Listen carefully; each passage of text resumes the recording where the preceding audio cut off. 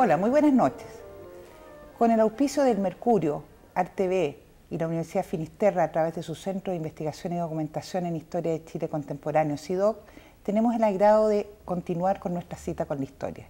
Esta vez, nuestro invitado es un destacado periodista quien tuvo una participación muy activa en estos últimos años. Arturo Fonten Aldunate nació en Valparaíso el 31 de agosto de 1921. Estudió Derecho en la Universidad Católica, titulándose en 1947. Para entonces ya participaba como reportero de la revista Estudios. Más tarde se integró a la revista Estanquero, de la que fue subdirector entre los años 1947 y 1949.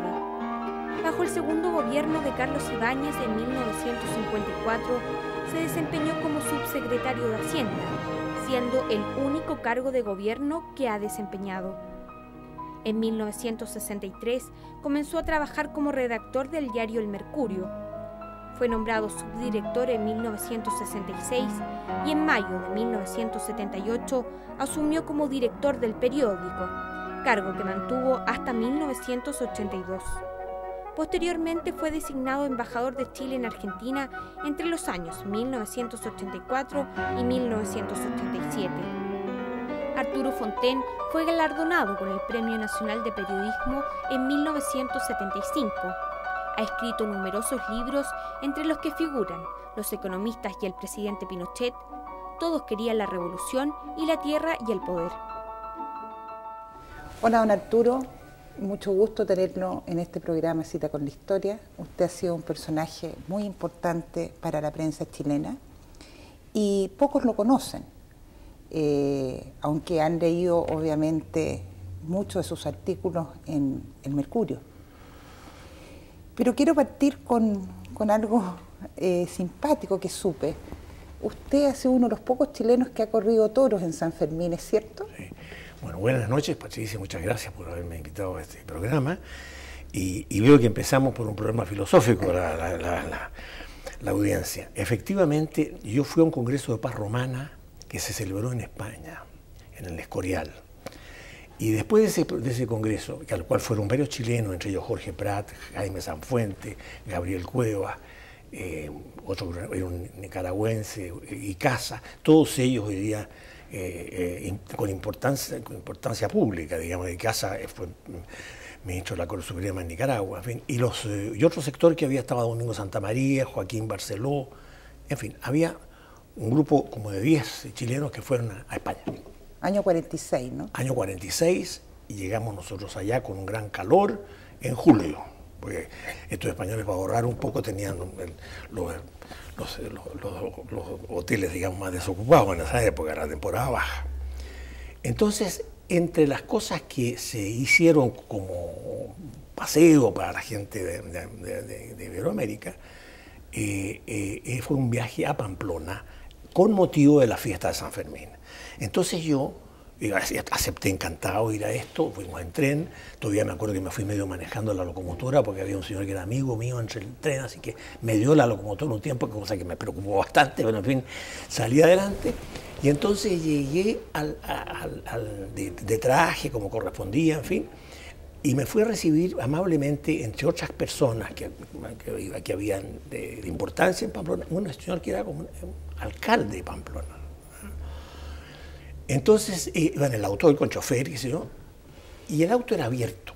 Entonces yo empecé a ver la fiesta de San Fermín, que estaban todos los vascos, digamos, con su indumentaria característica, con zapatillas, bailando, tomando de la bota que tenían, se servían, y empezaron a hacerme musaraña, y yo no sé por qué sentí una atracción invencible por este hecho, y le dije, con permiso, señor alcalde, yo no resisto más, yo voy a bajar aquí. Entonces él tuvo la gentileza de llevarme la maleta al seminario, que era el lugar de mi alojamiento, pero yo prácticamente pisé el seminario solamente el último día, porque estuve en la calle haciendo la vida de los pamplonicas, incluso dejé mi ropa chilena y me puse toda la indumentaria baja, que no me quedaba muy bien, pero en fin, de todas maneras así anduve con zapatillas y demás. Bueno, entonces, entre las cosas que ocurrieron ahí fue que estuve porque se forman una especie de barras, no sé cómo se llamaban, cada un grupo y otro grupo, muchos grupos rivales o qué sé yo, que tomaban bastante, comían muy bien, etcétera, en la calle, es decir, en distintas fondas. Bueno. Entonces yo caí en una que era de la Acción Católica. Pero de Acción Católica no se les notaba mucho, porque era igual que las demás nomás. Bueno, entonces tuvimos una reunión en un bar, ya era bien tarde, y entonces empezaron ellos a decir pues yo venía llegando, que los pamplonicas tenían esta cosa de los toros, que nadie se atrevía más a hacer esta labor. Entonces a mí me bajó, no sé si porque había ingerido algún alcohol, me bajó una valentía inesperada, porque le dije yo que los chilenos no tenían miedo a ningún animal y que estaban capaces de cualquier cosa, que era así la tierra nuestra. Entonces ellos que se sintieron picados, eran propios, me dijeron, bueno, entonces, ¿por qué no corres tú? No, le dije, ¿cómo no corro? Corro nomás. Esto a las 2 de la mañana, más o menos. Me fui a dormir, dormí muy bien, pero en la mañana sentí una inquietud inmensa, como era natural, porque en realidad el frío que había, se me había despejado la cabeza y tenía al frente este compromiso. Y me puse en la calle Las Tafetas, que es una calle muy importante para la corrida de los toros, y el desafiante mío se paró al lado, yo quería correr y me decía, no, espérate. ¿Eh?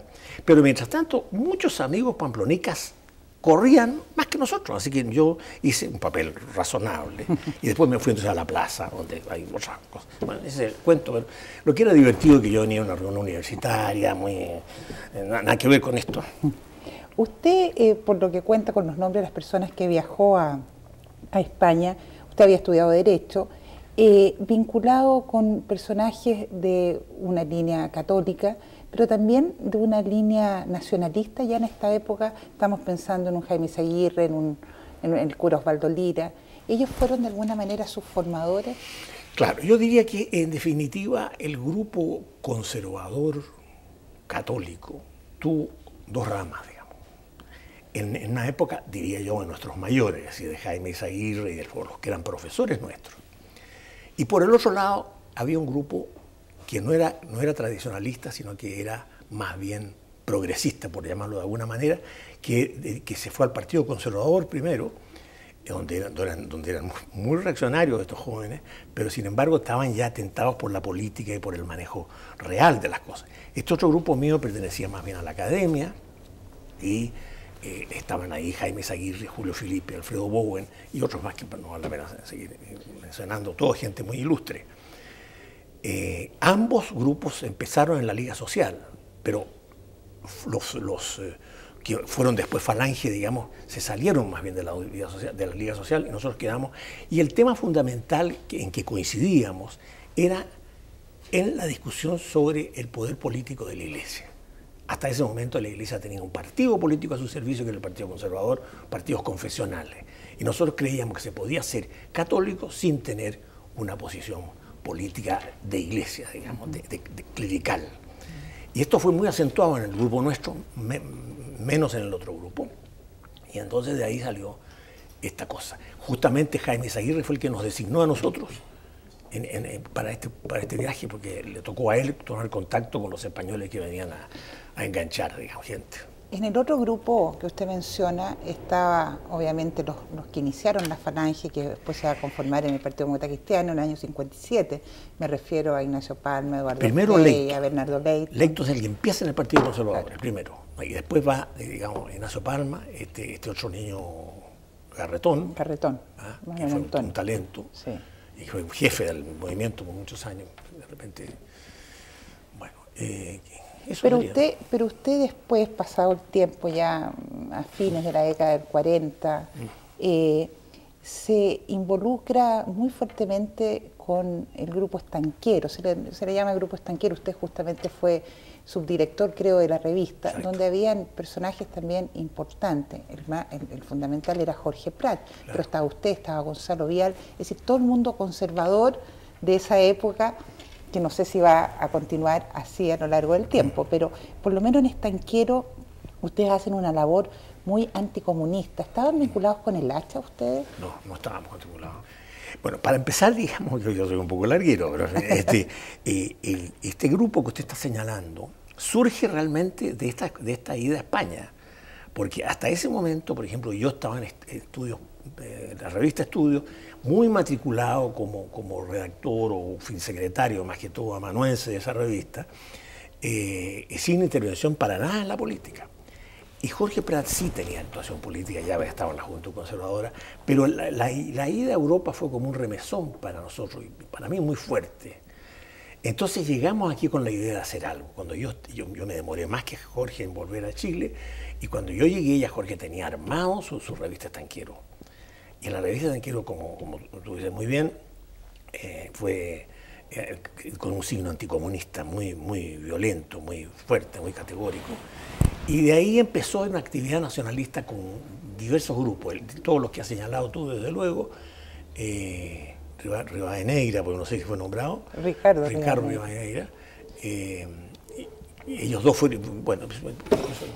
Todo ese grupo, llegado el momento de la elección del año 52, cuando es candidato Carlos Ibáñez del Campo, apoya a Carlos Ibáñez. Y lo que me llama la atención es que junto con este grupo, llamémoslo nacionalista, conservador, en el cual usted pertenecía, también apoyan a Ibáñez hombres como, por ejemplo, Carlos Altamirano. Claro. ¿Cómo se entiende, digamos, este apoyo tan fuerte?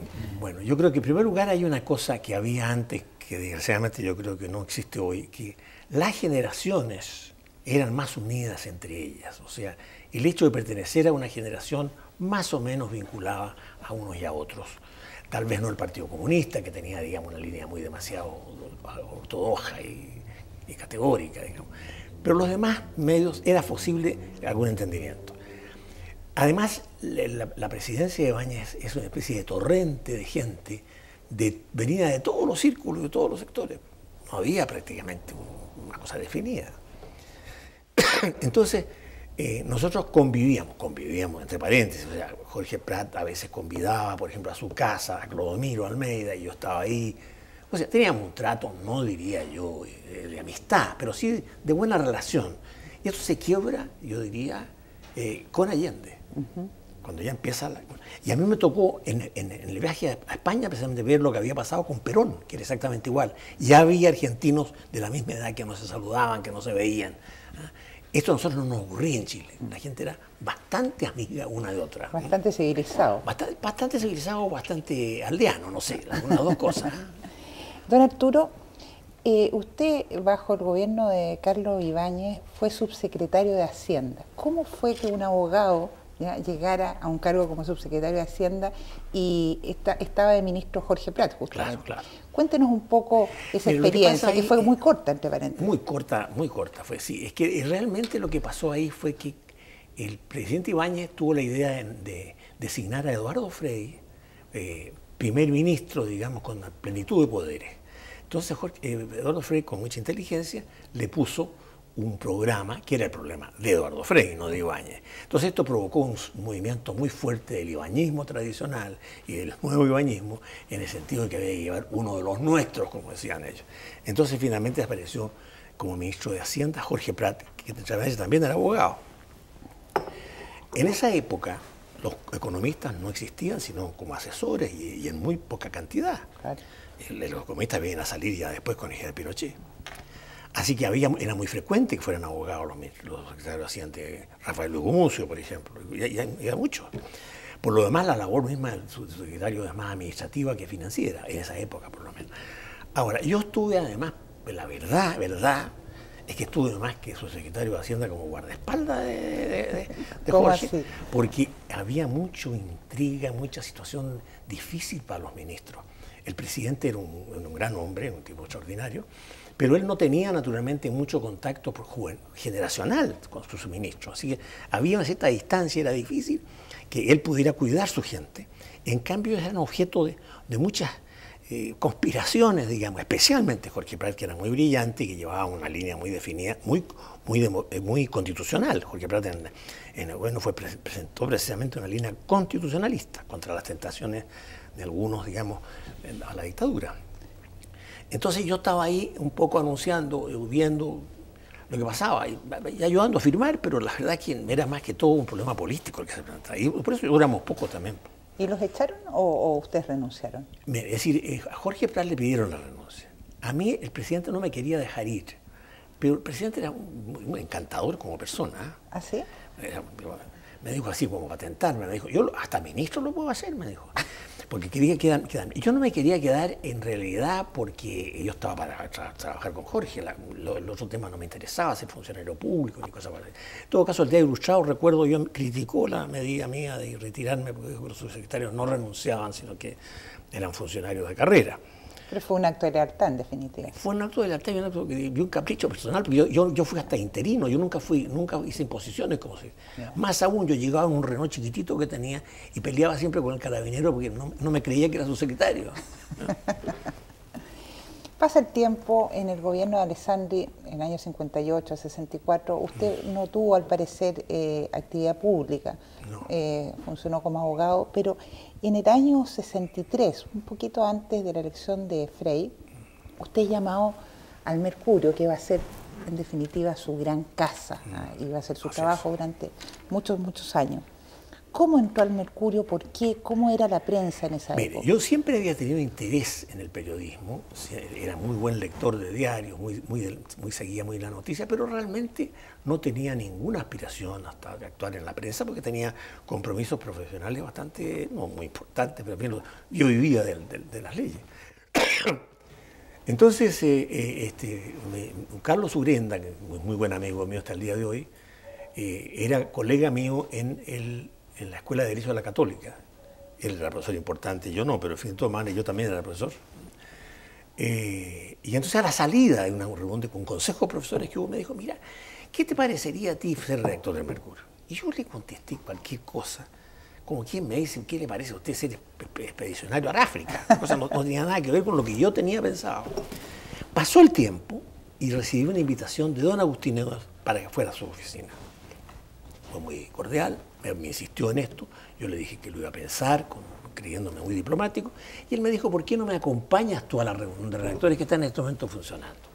Y iba con él allá y me presenta a la gente, no estaba René Silva, que estaba muy enfermo en ese momento, estaba dirigiendo el diario Fernando Durán, que era su director, y entonces yo ahí me siento, empiezan a conversar de los temas, qué sé yo, y me sentí como en mi casa, una cosa notable, porque dije yo de aquí, esto es una cosa muy agradable. Además que había muchos problemas importantes que se planteaban, el diario tenía mucha, digamos, influencia política, tenía la Cámara de Diputados a un lado y la Corte Suprema al otro, así que había un flujo de informaciones, de discusiones. Bueno. Y en ese momento, sin preguntarme más, me dijeron, ¿por qué no te haces tú un artículo sobre tal cosa? Bueno, y terminé. Esa fue la primera etapa y la segunda etapa fue ya una lucha cuerpo a cuerpo con René Silva para entrar full time. Ajá. Ahí empleó René Silva toda su habilidad y su encantadora persona para comprometerme a quedarme ya funcionario permanente. ¿Usted ya usaba un seudónimo, Clec? No, el Clec lo usé nada más que para discutir con Allende, esa es la verdad. Ya. Entonces, dejémoslo para un ratito más. Sí, creo que Clec no fue muy... ¿Y cómo fue el apoyo que dio el Mercurio al gobierno de Frei? ¿Hubo un apoyo real? Mire, yo creo que el Mercurio ha sido siempre mal comprendido en su línea editorial, digamos. Es respetado, pero siempre se cree que es muy diablo, que se va. La verdad es que yo pienso que el Mercurio tiene un ideal fundamental que es el orden institucional. O sea, quien esté a cargo del orden institucional hay que respetarlo y aplaudirlo mientras se conserva ese orden. Y si hay un cambio político, hay que estar con quien represente el orden, no se puede estar con el Napoleón en Santa Elena, hay que ponerse con el sucesor de Napoleón, no quiere otra cosa en un diario respetable, digamos. Entonces, el Mercurio se encontró de pronto con que había una elección en que estaba el FRAP muy fuerte, el Frente de Acción Popular, que era candidato a Allende, y era Durán, muy débil. En realidad la derecha se volcó en la candidatura de Frei, entonces no le quedábamos alternativa. Por lo demás, efectivamente, René era muy amigo de Eduardo Frei, así que fue muy fácil el apoyo. Creo que René Silva fue partidario de Frei. Pero no me parece raro que hubiera sucedido. Entonces empezó el apoyo en la crónica, en la información y también editorialmente. Hasta el minuto en que don Eduardo Frei empezó a mostrar ciertas características que al Mercurio no le cayeron simpáticas, como fue el caso de la reforma agraria. Entonces René Silva me llamó un día hicimos una conversación en privado los dos, en una sala distinta de las nuestras, que no nos veía nadie, y me propuso ahí que yo escribiera sobre la reforma agraria unos artículos detallados, digamos, sobre la reforma. Entonces, el diario seguía saludando y haciéndole venias al presidente, pero había una columna, digamos, sin firma, que combatía la reforma agraria con gran entusiasmo. ¿Y su pluma era la que lo combatía? Sí, pero no estaba firmado, claro. No estaba firmado. Cuénteme, usted conocía a don Eduardo Frei desde muy joven. Me imagino que deben haber sido, no, usted es menor, pero por lo menos de la misma generación que Frei en la Escuela de Derecho. Es decir, según lo que se entienda por generación, pero 15 años. Bueno, entonces era la otra generación, ¿no? Él fue, en primer lugar, un individuo encantador como persona. Fue profesor mío y profesor muy bondadoso conmigo. Yo no estudiaba mucho, me dio unas notas que no merecía. Él no iba mucho a clase tampoco, porque estábamos pagados. Ya. Y el hombre siempre se portó muy bien conmigo, fue muy agradable. Pero entró ya de repente la guerra mundial, que produjo una gran división entre los elementos nacionalistas chilenos que pensaban, con ilusión, claro, mantener cierta neutralidad frente a Estados Unidos y no seguir la línea política mundial de Estados Unidos. Creía que eso era la pérdida de la soberanía, en lo cual creo que teníamos razón. Y el otro grupo, que era ya la naciente democracia cristiana, que era la Falange, digamos, que era aliada full. Yo me acuerdo que tuve una entrevista con Bernardo Leighton, que también había sido profesor mío en primer año, y me atajó un día y me dijo, bueno, tú eres fascista. Me dijo, no, le dije, ¿cómo va a ser fascista? Nada que ver con fascista. Mira, voy a ver si eres fascista o no. En esta guerra, ¿tú quieres que ganen los aliados, que gane el eje o que haya paz pactada en Europa? Entonces yo dije, paz pactada, le dije, fascista, me dijo. Tal era la contundencia en que no se aceptaba nada más que la derrota total del eje. Bueno, entonces tuvimos muchas discusiones con Frei sobre temas parecidos, sobre el comunismo, sobre lo que era el fascismo, etc. Él era muy anticomunista, Frei. En ese momento no lo era tanto, porque hay que pensar que Stalin se vendió como aliado, se separó de Hitler, Hitler lo atacó realmente, y entonces había una serie de gente, caballeros, incluso yo conocí un caballero conservador muy ilustre que decía, ahora ya cambió Rusia, si el comunismo se acabó, si ahora está partidario de la democracia Stalin. Pero es decir, la gente creía así, entonces Eduardo Frei no tanto, pero de todas maneras la insistencia en el anticomunismo no era lo de la hora, era el antinazismo lo que funcionaba. Y Stalin justamente creció a costa de decir todo nazi es decir, todo anticomunista es nazi, ese es el argumento. Con eso fue destruyendo la derecha tradicional y dándole un nombre nazista a cualquiera que no lo era. Bueno. Usted, a medida que fue escribiendo sus columnas en el Mercurio, fue ganando más adeptos y una importancia mayor. De hecho, en el año 66, después de haber escrito estas columnas sobre la reforma agraria, se inicia un nuevo espacio dentro del Mercurio, que es la famosa Semana Política, que al parecer usted es el primero que comienza a escribirlo. ¿Cómo fue que haya pasado, digamos, de ser un articulista, llamémoslo común y corriente, a ser nada menos que el redactor de la Semana Política? Usted es muy bondadosa conmigo, porque realmente yo creo que no tenía ningún grupo ni ninguna celebridad especial, sino que yo escribía esas cosas y también escribía artículos en el Mercurio. Es cierto que algunos observadores como Alone, por ejemplo, o don Guillermo Correa, que era presidente del Banco de Chile y gran abogado, descubrieron que había un redactor mío nuevo cuando yo llegué, empecé a escribir, pero eso eran elogios personales míos, pero no me llevaba a nada. Lo que pasa fue que la Semana Política, de luego, era una vieja columna del Mercurio, muy anterior a mi llegada. Esa la hacía Rafael Maluenda a veces, cuando era director, pero era un mix, como se dicen ahora, había cosas como de crónica, no tenía una fisonomía. Quien le dio la fisonomía a la Semana Política fue el propio René Silva, que empezó a darle un cierto valor doctrinario a la cosa. Y él fue el que, bueno, después empezó Rafael Valdivieso, gran periodista, y que tenía muchas condiciones, pero tuvo la mala suerte de no avenirse con René Silva. Y el que no se venía con René Silva perdía la cabeza con toda seguridad. Así que yo le decía justamente a Rafael, decía que hay que subirse al elefante y manejarse arriba del elefante, porque si uno se exige mucho, se cae el elefante. ¿Es el director, perdón, o el dueño del diario el que toma esas decisiones de corte de cabeza? No, la corte de cabeza son del diario, del dueño del diario, claro. Pero digo que ya el individuo que estaba en contra de René tenía una situación irresistible en el diario. Pero no pasaba con nadie en realidad. Estoy hablando de más. Pero el hecho es que René tenía su columna y pasó a Valdivieso, y Valdivieso, por X razones, tanto política, tal vez tenía una política como más derechista que lo que correspondía en ese momento, qué sé yo. El hecho es que renunció Rafael Blasio, renunció al diario también. Entonces me dieron la semana política a mí en el año 66. 66. ¿66? ¿Te estás segura? Casi. Es decir, no, me dieron la 59. No, 66. Yo estoy mal. Pero bueno, da lo mismo. Lo que pasa es que estaba terminando el régimen de Alessandri y empezando el régimen de Frey. No, porque usted entró al diario el año 63.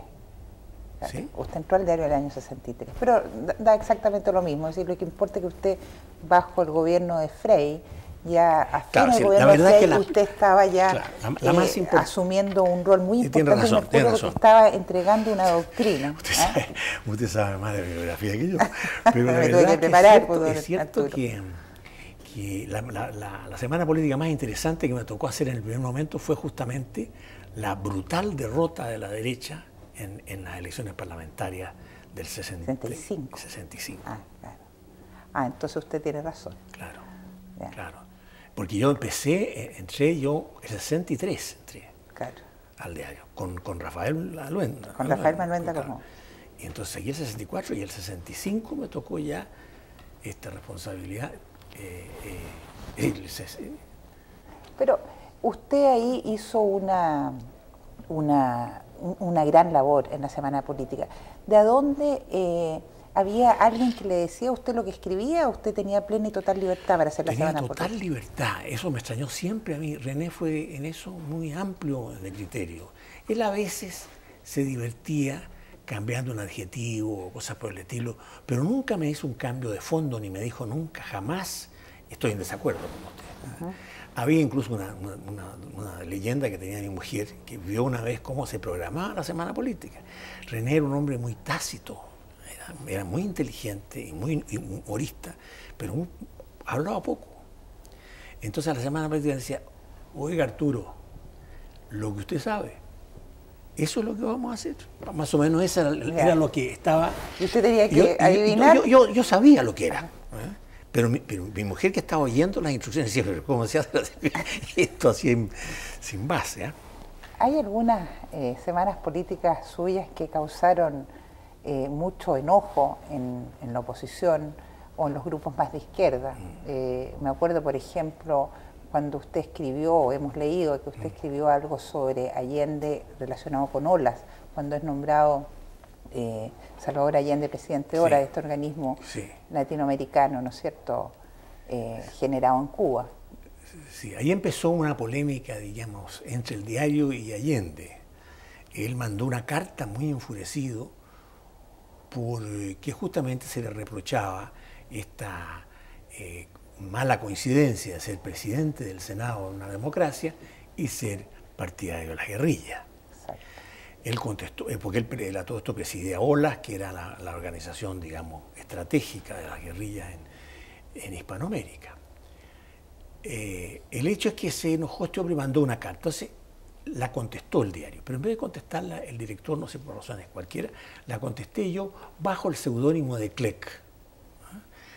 Y ilustrada, que eso es lo gracioso, por una maravillosa caricatura de Coqui, que es un naipe en que está la carta del rey, digamos, pero en vez de ser con las pintas habituales de las cartas, tiene en sí, está Allende vestido de senador, pero como de senador romano, pomposo, con una especie de cetro. Y abajo está el mismo Allende vestido de guerrillero con la metralleta. Entonces empezó una guerra mundial porque el caballero volvió a insistir y yo le volví a contestar. Y sí, el diario, porque en realidad y esto duró 4 o 5 oportunidades, fue el cambio de espadas. Y eso llamó la atención, indudablemente. Usted, tengo entendido que tenía desayunos una vez por semana o cada 15 días con el presidente de la República, es decir, estamos todavía en el periodo de Frei. ¿Se estila que los presidentes se reúnan con los directores o los subdirectores de todos los periódicos? Yo no sé si siempre, yo no recuerdo en todos los casos, pero sí había sucedido, por ejemplo, con el presidente Pinochet era fácil, teníamos la gentileza de convidar, generalmente con gente, no como este caso de Frei. Frei, lo que pasa es que al director de Mercurio lo convidaba cada 15 días más o menos, a un desayuno privado en su casa de Hindenburg. ¿Ah, sí? Entonces, cuando René Silva estaba en el extranjero, me tocaba rogarlo, y entonces era yo el invitado. Y yo me trataba de tú con Frei, cosa que era absurdo, porque yo después me di cuenta que el presidente no se le trata de tú, a pesar de haber sido con él muy amigo. Era el hombre más encantador, conversador infinito, lleno de alegría de vivir, un hombre que con su aspecto flaco y aparentemente tan poco sensual, digamos, pero era un individuo que le gustaba la conversación, la risa, no sé si fuera muy comelón, creo que no, pero en fin, era un hombre, un gozador de la vida. Él se vestía además en ese momento de todas sus gracias porque no presentaba nunca un aspecto polémico y deslizaba entonces alguna, no crítica al diario, sino que un comentario, una observación fina. Y ahí nos íbamos de finura en finura, digamos, pero algo pasaba, él se informaba de qué es lo que pensaba uno, sobre todo, y uno ya sabía lo que pensaba él, pero siempre él tenía una forma, yo a veces llego a pensar que tenía cierta lejana similitud con nuestro actual presidente, en el sentido de que era un hombre que estaba casi siempre contigo en las cosas. No directamente, pero por lo menos no objetaba, pero sus bandos medios tomaban otra posición después. Entonces uno decía, bueno, ¿qué significa esto? Y en realidad yo creo que un carácter así, un hombre intelectual, los dos son intelectuales, que no se decidía mucho cuando estaba en la conversación, digamos, polémica, por una alternativa, y después entonces quedaban los chicos haciendo sus cosas, ¿no? Comentaban cuando se juntaban, ya sea en la casa Hindenburg o en el diario o en cualquier otro lugar, sobre el deterioro que estaba sufriendo el partido con la influencia que había tenido la Revolución Cubana, ¿no es cierto? El Partido Demócrata Cristiano empieza a tener una postura cada vez, si usted quiere, más hacia la izquierda, por lo menos en un grupo. ¿Qué le pasaba a Frei? Frei normalmente no se franqueaba en esa materia. Él daba la sensación, me acuerdo que me elogió mucho a algunos diputados, no sé si eran diputados, pero dirigentes juveniles que después pasaron a ser MAPU y que él estaba muy orgulloso con ellos. El actual embajador de México, por ejemplo. Luis Mayra. Luis Mayra. Me dijo, a mí este es un hombre de lujo, que sí, un hombre, pero lo pensaba que era un hombre de él. Eso sí me recuerdo. Pero nunca estuvo formando la gira. Yo creo que él tuvo en un momento, una época muy amarga para él, pero que se la tragó entera, porque él tenía una capacidad, yo creo, de resistir callado como nadie tiene. Él no daba pelea, pero se tomaba una posición así como de caracol, digamos, y aguantaba cualquier temporada. Antes de llegar a una etapa crítica que fue la del año 70, con la elección de Salvador Allende y la candidatura de don Jorge, hay un elemento interesante que me gustaría preguntarle. Hacia el año 67, algunos economistas que venían llegando de Chicago empiezan a escribir en el Mercurio y se crea una página económica. Usted ya estaba ahí, era creo que subdirector. ¿Cómo fue que se produjo este contacto entre economistas y el Mercurio? Bueno, yo creo que la gran influencia ahí fue Hernán Cubillos. Hernán Cubillos era el brazo derecho del presidente Gutiérrez, y él tuvo mucha influencia en la creación de un instituto de estudios que hubo paralelo al Mercurio, digamos, en el cual fueron incorporándose estos jóvenes universitarios, profesores universitarios y algunos egresados, en fin, que exponían su doctrina y trabajaban, digamos, en algunos proyectos que el Mercurio tenía interés.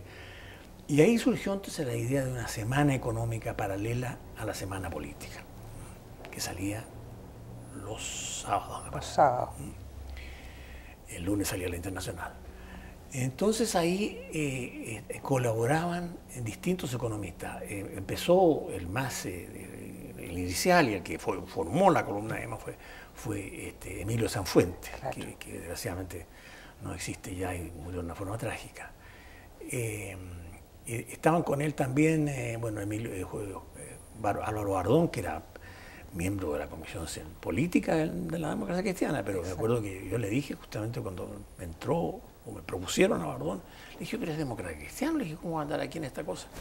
Es más momio que usted, me dijo Sanfuentes. Bueno, el hecho es que era siempre una línea liberal, la de Chicago. Entonces ahí empezó a predicar. Hubo gente como Yuras, que llegó de chico ahí a trabajar también varias veces, no sé, en algunos momentos en que faltaba el otro. Adelio Pipino, que tuvo mucha importancia. En fin, yo no me acuerdo de todos, pero fue casi toda esta gente que ha figurado después la que hacía estas... A mí me hacía sufrir porque estos caballeros venían hablando inglés. Escribían en castellano como inglés, como americanos, digamos. Entonces había que, en algunos momentos, a veces había que dejarle la mala redacción porque no se podía, pero tratar de castellanizar algo el lenguaje. Hay un tema entretenido, interesante, aunque no sé si lo fue para el diario.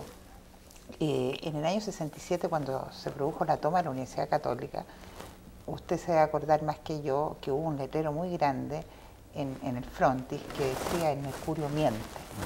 Y ha quedado y quedó, digamos, durante un tiempo. Y creo que usted me reafirme que fue a raíz de una editorial suya o de una semana política suya. Sí, en cierto modo sí me cuesta reconocerlo, porque fue una cosa tremenda para el diario. Pero la verdad es que lo que se decía en una editorial era que estaban mezclados, como en Vietnam, los elementos de extremos marxistas, comunistas, con elementos cristianos, digamos. La frase yo comprendo que era ofensiva, pero no era mentirosa, como decían, por una razón muy sencilla, porque un burgués como yo, en ese momento de la historia, antes de Allende, no distinguía bien entre un estalinista, digamos, riguroso, y un no estalinista, pero que creía en la dictadura del proletariado, creían en la clase obrera, en la lucha de clases, etc. Entonces, era para uno como la misma cosa. Pero de eso se valieron, en realidad, gente bien habilosa del otro lado para decir que nosotros estábamos mintiendo, hicieron incluso un pequeño desfile de padres católicos con sus hijos, mostrando que no eran de... Una cosa un poco ingenua, pero en fin, el hecho es que a nosotros nos golpeó mucho, nos dolió mucho, porque para un diario que le digan que miente es lo más ofensivo que le pueden decir. ¿Y me tiraron las orejas o no? ¿Ah? Nadie me dijo nada, porque eso en el Mercurio también es admirable, ¿eh? A uno de repente lo sacan nomás, pero mientras está ahí es una cosa de un fuego increíble. Cuénteme, y llega la elección de Allende en 1970. Sí. Obviamente ahí el Mercurio toma una posición contraria al gobierno. Pero ¿es que el Mercurio toma una posición contraria al gobierno o es el gobierno de Allende el que se tira en picada contra el Mercurio? No, yo creo que desde luego el Mercurio hizo una batalla fenomenal en favor de Alessandri y contra Allende, eso no hay ninguna duda. Allende nunca le tuvo simpatía al Mercurio. Incluso como candidato una vez fue a ver a los talleres y no pasó por la dirección, que fue muy reparado en el diario eso. Ahora, yo creo que en definitiva nosotros, de todas maneras, cuando ya subió y se produjo ese día terrible, en la noche que nosotros nos retiramos del diario, en fin, yo iba por lo menos con la cola entre las piernas, y entonces hicimos una editorial relativamente tranquilo.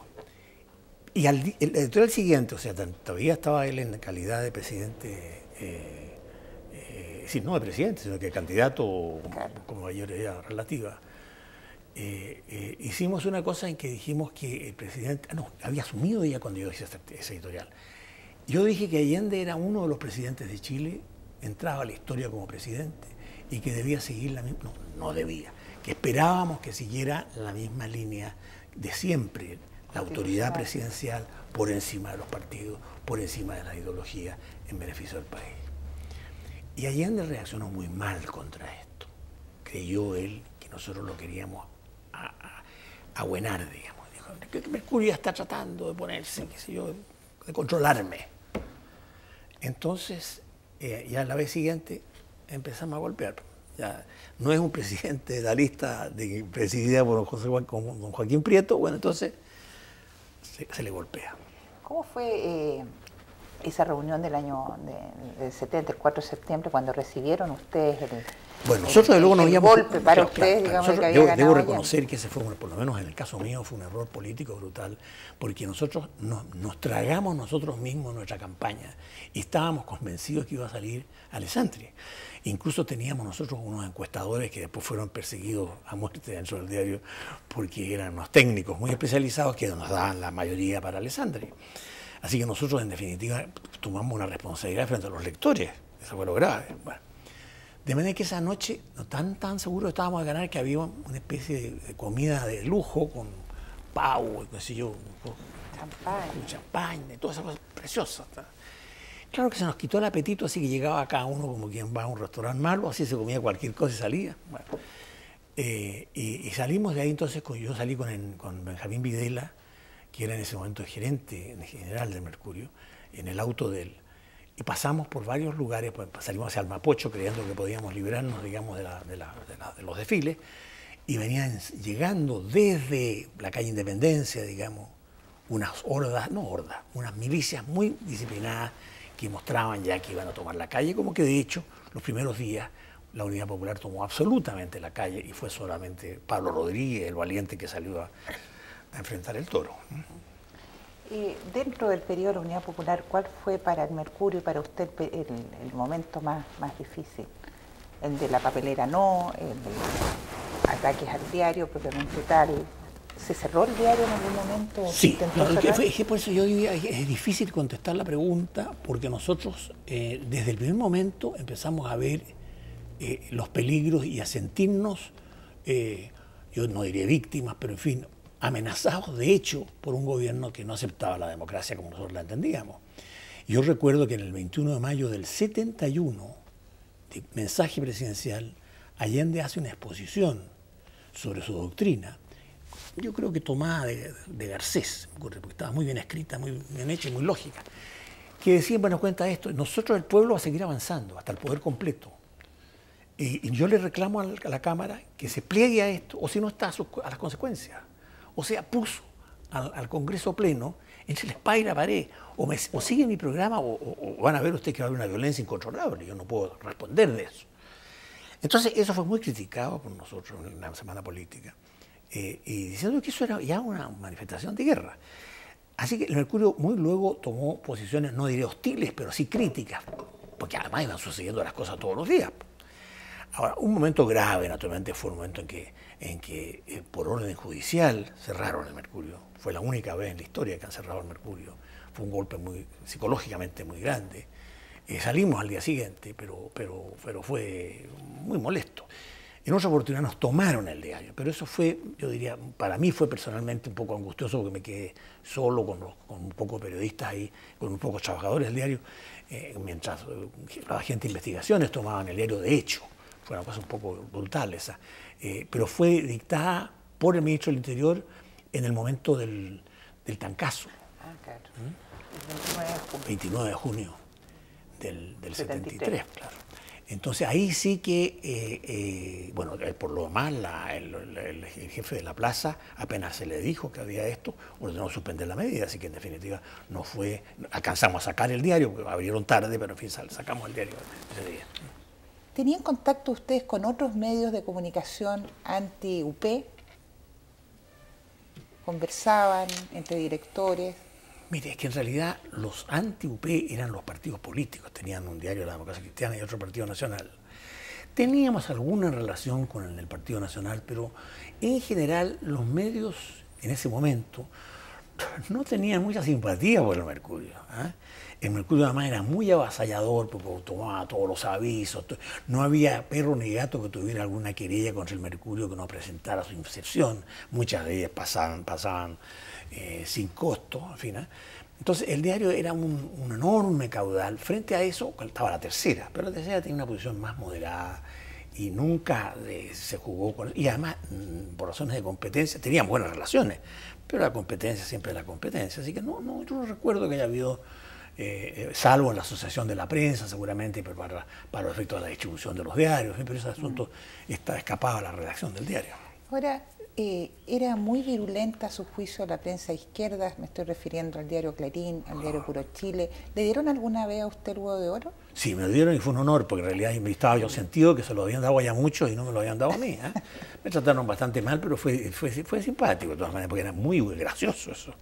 Era muy gracioso, así que yo encontraba yo que era falta de tino no ponerme a mí ahí.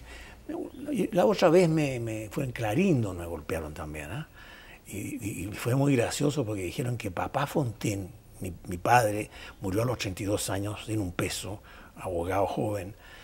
Papá Fontaine le dio un fondo, uno de los fondos que tenía a Jorge Fontaine y el otro a Arturo Fontaine. No había tales fondos, no había tales donaciones. Este pobre ni siquiera tenía posesión efectiva, mi padre. Entonces, bueno, cosas así hirientes, pero no, uno tenía cuero de elefante, ¿no? En ese tiempo, ya que usted lo menciona, su hermano Jorge estaba de presidente de la Confederación de la Producción y el Comercio. Claro. En un momento tremendamente difícil, muy difícil. Gremial, digamos. ¿Ustedes conversaban? Mire, nosotros teníamos pocas conversaciones porque teníamos poco tiempo. Él tenía una responsabilidad enorme y fue muy valiente. Él decía delante de todo el mundo que estaba reinando la ley de la selva, por ejemplo. Una cosa dicha por el presidente de la Confederación era bastante fuerte. Además, ya cuando llegó el momento de los gremios, probablemente también tuvo mucha importancia. Hizo reuniones, asambleas, en fin, etc. Lo que sí ocurrió fue que en un momento de pesimismo, digamos, nos juntamos los dos. Yo tenía, me parece que era 50, ya tengo mala memoria, pero 52 años de haber tenido yo. Y él tenía 50. Y dijimos, tan mal las cosas, que nosotros aquí posiblemente seamos los primeros que nos corten la cabeza. Pero creo que hay que jugarlo entero, hagamos un pacto, digamos, de que vamos a jugarlo sin acordarnos de esto. Y lo cumplimos realmente, porque cada uno de nosotros hizo lo que pudo, él más expuesto que yo probablemente, pero yo también bastante expuesto. Y mis hijos muy expuestos también, porque estaban en la FEU, que en el tiempo en que los mineros ocuparon la Universidad Católica. El hijo mío, el mayor, era cabeza ahí de la toma en la universidad en ese momento. En fin. Cuénteme, usted, como uno de los editorialistas del Mercurio, y por los contactos que tenían, ¿se enteró de que venía el 11 antes del 11? Muy poco antes del 11. La verdad es que el 11 era esperado por todos los círculos, ¿no es cierto? Sí, claro. O sea, esto va a terminar mal, sabemos que algo viene, en fin, bueno. Pero apareció un muchacho que trabajaba con Hernán Cubillo, Fernando Bravo Valdivieso, abogado distinguido, que teníamos mucho trato con él y era muy amigo de Emilio Sanfuentes, trabajaban juntos. Y me apareció como a las 5 o 6 de la tarde en mi oficina del día lunes 10. Ajá. Y ese día me anunció que al día siguiente venía el movimiento, y me lo anunció porque el diario tomó la decisión,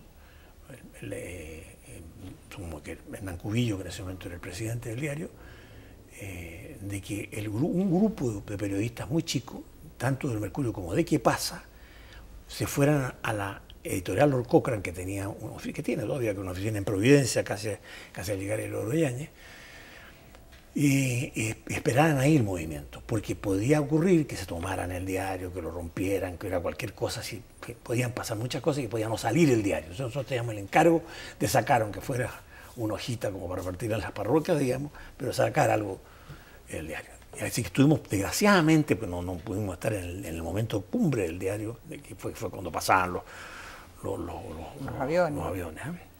Pero no se notaba mucho, porque el avión venía, bajaba muy lentamente, entonces ya no parecía que llevaba bomba. Por lo menos los que estuvieron ahí me dijeron que no se daban cuenta. ¿Fue muy difícil al comienzo la relación con el régimen militar? ¿Hubo censura, por ejemplo, algunas noticias que ustedes sacaron? Estamos hablando de los primeros meses o el primer mes del gobierno militar. El primer día nosotros fuimos citados, después de almuerzo, como a las 4 o 5 sería, me parece, que René no fue, sino que fui yo con Benjamín Saavedra, mi amigo que era el gerente del diario, para escuchar las proposiciones, o sea, no, proposiciones es una forma vaga de decir, ¿no? Las disposiciones que tomaba el mando militar respecto a la prensa. Ahí nos encontramos todos los directores o dirigentes de los medios, y la cosa fue muy simple: censura total de prensa para todos los diarios sin excepción, con una advertencia mayor todavía: prohibición de dejar blancos en los puntos censurados, porque había habido censura el 29 de junio y llegaron ahí unos militares muy correctos pero que no se dieron cuenta que al cortar los pedazos, dejar en blanco, digamos, cada corte, primero tenía sentido la frase a veces, y segundo se sabía que estaban censurados. Entonces todo el público decía, está censurado el diario. Entonces esta vez dijeron, no señores, ahora pegadita la frase. Así que tuvimos que hacerlo así. Los primeros días llovimos y llevaba el diario ¿Quiénes lo censuraban? ¿Oficiales menores o Mira, mayores, coroneles? Eran generalmente del grado de coronel o de teniente coronel. Gente muy agradable, muy caballeros todos, inflexibles, pero con buenas maneras. Militares 100% del primer momento. Pero muy corto. El nuestro fue, yo diría, yo no me acuerdo, pero de 15 días, una cosa así, ha sido la censura total. Ahí empezó después ya entregas por partes, después fueron soltando completamente la mano, y nosotros no tuvimos censores ya. ¿Y usted recuerda qué es lo que le censuraban a sus escritos o a los de otros periodistas? No creo que casi nada. En el caso mío, en el Mercurio, nosotros estábamos muy con el gobierno realmente, para decir la verdad y franqueza. Nosotros estábamos con el gobierno militar, porque habíamos visto que, siguiendo la línea esta del orden institucional, ya el orden institucional con Allende era imposible. Estábamos a punto de una guerrilla, de una guerra civil, de una quiebra completa del sistema. Entonces, cuando llegaron los militares, el Mercurio, interpretando a una enorme mayoría del país, estaba dispuesta a apoyar, digamos, para que salieran adelante los militares. Entonces, nosotros no estábamos para hacer chirigotas en el diario. Eso sí que, por ejemplo, nosotros dábamos cuenta de todos los fusilamientos, de todos los actos iniciales, ya sea por crónica si era posible, y si no era posible era por cable. Venían los cables de fuera, Santiago de Chile, entonces nosotros aprovechábamos. Entonces en las páginas internacionales salían las ejecuciones militares, digamos, por si había que informar, pero informar en forma que no fuera demasiado hiriente. Y eso fue durante algún tiempo, pero muy pronto lo único que recibíamos nosotros eran recados, que seguramente eran directos del presidente, no decían que lo eran del secretario general de gobierno, que llamaba. Pero yo tuve mucha suerte, conmigo tuvieron mucha consideración, yo generalmente los convencí que estaban equivocados. No recuerdo de una situación forzada ni molesta con esta gente. Estaba empezando todo además, entonces no había tal vez los puntos de fricción que se puedan haber presentado después. Tengo entendido que un fotógrafo del Mercurio el 11 de septiembre fue el que pudo entrar al Palacio de la Moneda y sacó fotografía. ¿Eso fue por qué? Porque era el Mercurio. La Junta parece que tomó la decisión la Junta tenía aparentemente la idea de que el Mercurio era una especie de ministro de fe, cosa que no sé si todo el mundo está de acuerdo, pero en fin.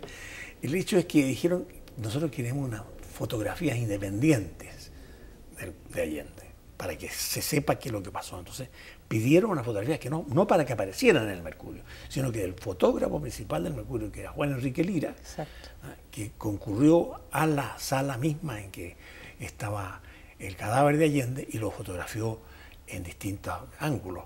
Así que él ha sido de los pocos chilenos que vio al presidente muerto con todos con su daño completo en el cerebro. Y me recordaba una cosa macabra, que había pedazos en las cortinas o en el estallido que había tenido en la masa encefálica del presidente. ¿Usted tuvo conocimiento o tuvo vínculos con algún miembro de las Fuerzas Armadas antes del 11 de septiembre? Yo no conocía a nadie, fíjese. Casi me da vergüenza decirlo, pero yo no conocía a nadie de los importantes. Y de los no importantes tampoco. Nosotros teníamos una separación tan grande entre lo civil y lo militar. Y en el diario era particularmente así, porque el Mercurio era muy civilista. No se metía casi la información del diario en materia de defensa era siempre el encargado de las relaciones públicas, el oficial que estaba a su cargo, jamás dar una información fuera de margen. Así que nosotros no teníamos más contacto aquí con precisamente con el encargado de relaciones públicas, que por lo demás me da la impresión, porque lo vi desaparecer luego, que no estaba con el régimen. Lo mismo ocurrió con el marino, que no me acuerdo cómo se llamaba, que me contaba él mismo después, como él llegó a su oficina ese día en la mañana, no sabía nada, encontró de repente todos los cosacos con sus trajes de guerra, lo hicieron pasar, trató de hablar con alguien y le dijeron de repente, mire, quédese en esta oficina, y supo ahí que estaba detenido, digamos, pero después salió, no tenía ninguna cosa, digamos. No estaba de acuerdo. No estaban de acuerdo, ¿no? Entonces los no estaban de acuerdo les daban la pasada, ¿no? ¿Cómo fue su primer encuentro con el general Pinochet? Mire, yo empecé el encuentro con la Junta yendo, me parece, a donde el general Lee, que era el más abierto aparentemente, y el que estaba más dispuesto a hablar con los civiles, y además que tenía cierta se preocupaba de las organizaciones sociales, en el fondo estaba preocupado de los medios también. Fue muy cordial, fue muy agradable la conversación, de tipo que yo diría casi social. La del presidente fue mucho más tarde, porque fue René Silva. Como presidente de la República lo fue a ver el director del diario. Yo no lo fui a ver sino algún tiempo después, y ya casi en plano personal.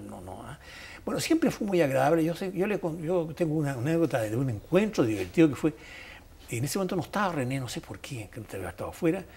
Convidó el presidente a algunos diarios, no sé si había alguien de radio también, pero me acuerdo yo que estaba el director de La Tercera en ese momento, estaba el director de ¿Qué pasa?, que era Gonzalo Vial, y el subdirector del Mercurio, que era yo.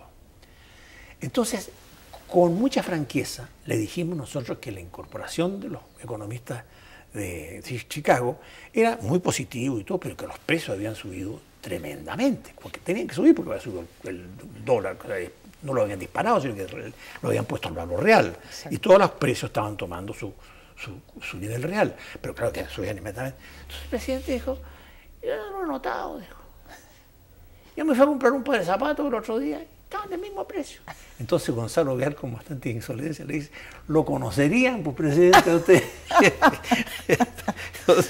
entonces, en realidad, el hombre tenía mucha flexibilidad, ¿no? Todas esas cosas seca, seria que tenía como jefe, era muy severo como jefe, pero el trato era muy cordial y muy simpático. Yo creo que no ha habido ningún presidente antipático en Chile, entre paréntesis. Si hay algún antipático que se postula para presidente y que se retire, porque eso siempre han sido así cordiales. A medida que el régimen fue avanzando, hubo un momento muy difícil para Chile, que fue el año 78, en que tuvimos casi un conflicto, es decir, hubo un conflicto inminente con con Argentina, perdón. La prensa, ¿qué rol jugó? Porque tenemos entendido que el general Pinochet no quería que el pueblo chileno entrara en un conocimiento mayor de esta situación, justamente por un nacionalismo muy propio nuestro que podría ir contra Argentina y hacer que el conflicto estallara más fuerte. Claro, ¿es verdad eso? Sí, mire, yo creo que la estrategia del gobierno y de las Fuerzas Armadas fue extraordinariamente inteligente y sutil, porque en realidad se hizo todo lo que había que hacer para no provocar a Argentina. Entonces, entre las cosas que no había que no provocar era precisamente mantener calma en los medios. Nosotros no recibimos, que yo recuerde, ninguna instrucción especial sobre eso, sino que lo que hacían era invitación del ministro de Relaciones Exteriores a los directores de medios, a los encargados de los medios, para explicarles el problema. Yo sí, cuando supe de la guerra, fue que el general Matei, estábamos conversando de cualquier cosa, y me dijo, mira, la cosa es muy grave. Sí, sé que es muy grave, pero yo te voy a mostrar cuán grave es. Entonces, me llevó a la escuela de aviación, allá arriba en Las Condes, donde me encuentro con una serie de individuos, todos armados hasta los dientes, con un uniforme de guerra, con salvoconducto en la puerta, en fin, en un clima que era completamente distinto al que estábamos viviendo nosotros. Entonces él me explicó, y bueno, entonces ese tipo de información nosotros teníamos. Y en la prensa, como no había ningún gesto diplomático que recordar, lo único que se hacía era, claro, lo oficial. El viaje del canciller Cubillo, el viaje acá, el viaje allá, en fin, las intervenciones con su santidad cuando llegó el momento. Pero el conflicto mismo, nosotros recibíamos, yo por ejemplo recibí por cartas privadas algunos anuncios de frases de los generales, uno de esos que iba a pasar a bañarse en las playas de Valparaíso, a tomar té en Valparaíso. Sí, no iba a tomar té, sino que se iba a mojar los pies en las playas de Viña del Mar. Bueno, a pesar de eso, cuando yo fui embajador me hizo un chistecito un militar de allá, porque resulta que íbamos a Mendoza en un avión militar argentino. Y de repente me dice, embajador, disculpe, me dice, pero casi me paso para Chile, porque como estamos tan cerquita. Pero no lo dijo en forma bondadosa, así que yo me dice, tuve que tener una risa diplomática, pero la verdad que no me gustó mucho el chiste. Su paso por... ¿cómo fue que lo nombraron a usted embajador de Argentina? Por casualidad, como todas las cosas mías de la vida. A ver, pues, don Arturo. Mire, yo creo que... Era muy importante ese cargo. Era muy importante. Yo le encuentro dos responsables a ese nombramiento, bueno, el presidente me nombró, si no me había nombrado, si no le hubiera gustado a él, pero yo creo que los proponentes fueron Julio Filippi, que era muy amigo mío, y Germán Vergara, no solamente amigo, sino que una especie de protector de nosotros, de mucha gente más, tenía mucho más edad, pero nos recibía en su casa y me siguió recibiendo a mí después de salir de Mercurio, lo que significaba que no estaba yo en cuanto a Mercurio, sino en cuanto a persona.